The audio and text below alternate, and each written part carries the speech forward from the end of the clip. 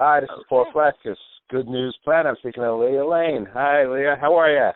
Hi, good. How are you? Good. The last time I saw you, we're at the Waldorf Astoria at the International Debutante Ball, and it's the 60th anniversary. Congratulations, because you were a debutante. Yes, I was. Thank you. It was beautiful. It was really great. And you looked marvelous. Thank you. Yeah, it was a big dress. What kind of dress was that? Who designed that? I mean, it was beautiful. It was Ole Cassini. Yeah. So great. It was great. Yeah.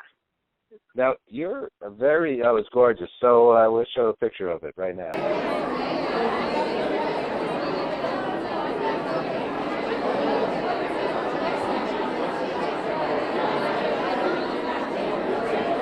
So, I was reading through some of your background, and, you read like a 40-year-old person. I don't know. and especially in a do-gooder way, in addition to an entertainment way. Congratulations to you. Thank you. Yeah, it's been a long almost 17 years. So you worked with Habitat for Humanity, Project Clean Water. You've worked with orphans. You've been a lot of places throughout the world. Where does this passion come from? I don't know. I think growing up in like a city like New York, you see a whole range of people and everything, and so because I know that I come from a place where I can help other people, I like to take that opportunity and do something with it. And your parents are well known in the entertainment industry. Stewart Lane, your dad, and Bonnie Comley, and they're also tremendous philanthropists and humanitarians, right? Yes, we like to think so. Yeah. Well, it's true. They're really well known. I have good friends. One of my close, actually, I just married him to his wife as an minister, Ward Morehouse, and quite a few people are good friends with your family and always speaking highly about the good things that they do. So now you are also an author, if I understood that right. This never happens in the city. So what was that about? Well, it was a project that I started working on when I was really young with my mom. It was supposed to, proceeds were supposed to go to the Child Development Center of Hampton. Mm-hmm. So they figured, why not have a child write it? And I think it turned out pretty well. Mm-hmm. And what was it about? It's about a girl who has a country house in Hampton, and she's too much of a city girl, and she's not about it. But is this in your the end, story? No, not quite. I loved it out there, but it was kind of my dad's. He wasn't big on on nature or the birds. Okay. Is he a city guy? Yes, we're a very city family, but my mom grew up in more of a country-ish setting. Right. Okay. But the Hamptons has a lot of city types, though, that are... Oh, yes, most definitely. But growing up in, on the 13th floor in Manhattan, it was a change. It was fun, though. It was good. I'm with you. I grew up in the sort of Tarrytown country way, and I got a place way out there in the Montauk way in the end there. And but now I'm in the city, and now when I go out in the country, it feels a little bit lonely, I'll have to say. Yeah, no, a lot less people. But in a nice way. So, and you like living in the city? How about you, personally?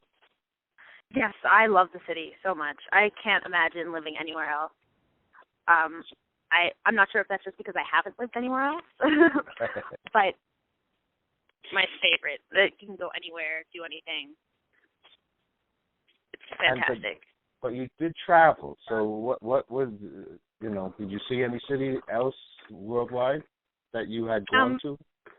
Yes, I've been fortunate enough to travel around with my family quite a bit.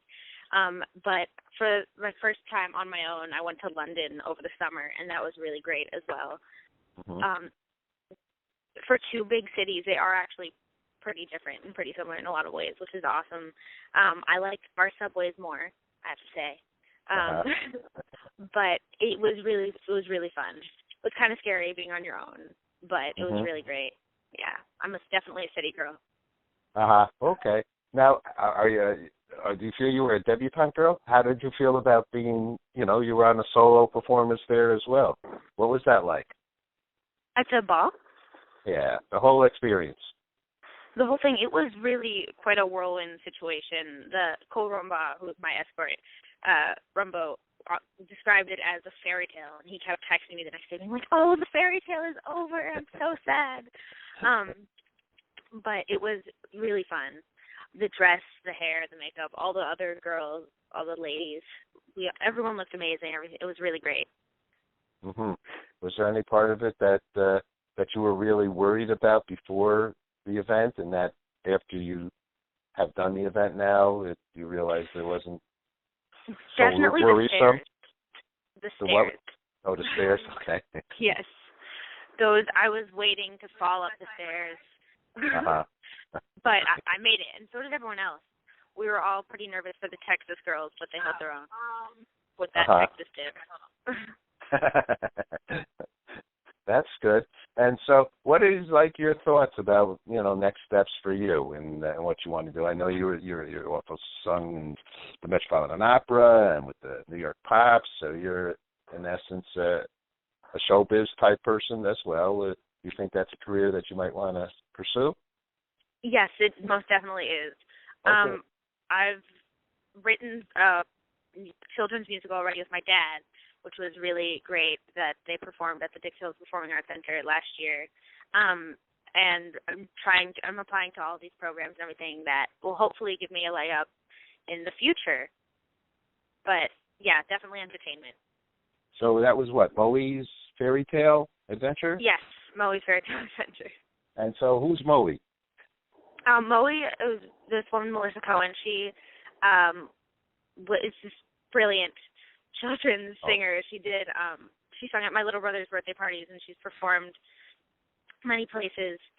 And basically she is friends with my parents, and she wanted to put her songs together and have it its own piece instead of just individual songs. And so my parents were like, oh, well, why not get one of the younger members of the family involved? So me and my dad wrote that. But the songs are fantastic. They're really great. So Moe, those are Moe's songs, but you put them together into a show? Do I understand that? Yes. We did not write those songs. Those were all her. Okay. So that was fun for you?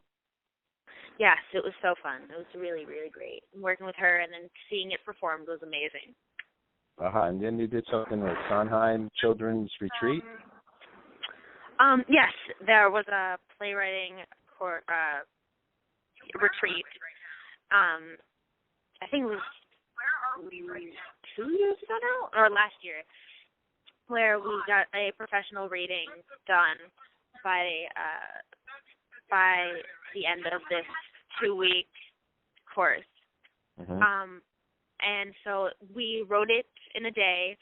We had a read-through of it, and then we did some tweaks, and then they did a staged reading. It was really great. It was really, whenever you see your pieces performed, it's so terrifying and uncomfortable, but it's really great all at the same time. That's the nature of the break a leg, It's exciting and harrowing at the same time. So when you go to college, or you think you'll go for what subject, do you think? So I don't totally know yet, in honesty. Something involving the arts, obviously, and drama. Either I wish I could get more involved in directing, and I'm going to be taking a course in that in February. But right now, I'm bigger on acting and writing, just because I've gotten a chance to do that more. So. Great. Well, you're obviously a very active, wonderful young person. And I've heard many nice things about you as well. So I congratulate you on that. Let me just ask you two last questions, and thank you very much for taking some time to speak with us. Please, my pleasure. The first question, because since we're good news, we'd like to ask, what's good news for you? So, Leah, what's good news for you? Anything that people can laugh about, I think, or smile about. Mm-hmm. Yeah. That's a great answer. That'd be good news for me. You made me smile just by saying that. Thank you. And then we're very involved with world peace, and we'd love for you to get involved, and family and friends, achieving world peace. We do an event here in Central Park and Times Square, and we're discussing something in downtown Brooklyn and for September 21st. But so we're very and celebrating peaceful people is our approach, positive, like what you're saying, very positive, life-affirming look at the world. And so what is peace for you? What is peace for me? That's the last question, yes. I don't know. I think it's too big of a concept to try to express in words. But I feel like we all know what peace is when you're either happy with your friends or your family and just everything is right at that moment. I think that's peace. That's beautifully stated. And it is not an easy thing, and it takes a lot of time to ponder, and you pondered it beautifully right away. So, Leah, you're cool. Thank you very much for sharing the good news with us. Take care. Have a wonderful day. You too. Thank you so much. Sure. Bye-bye. Bye.